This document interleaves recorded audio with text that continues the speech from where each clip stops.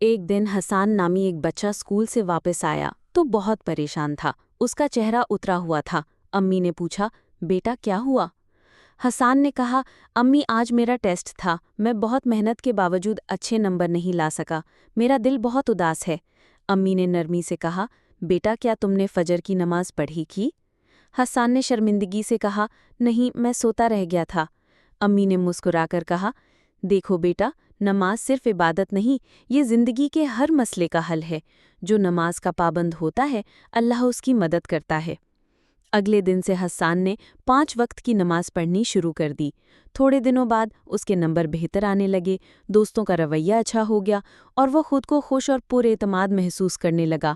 ایک دن حسان نے امی سے کہا، امی واقعی نماز میں بہت طاقت ہے، اب میں کبھی ناغہ نہیں کروں گا۔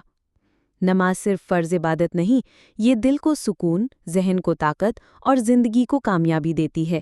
جو بچپن سے نماز کا عادی ہو جائے وہ دنیا اور آخرت دونوں میں کامیاب ہوتا ہے۔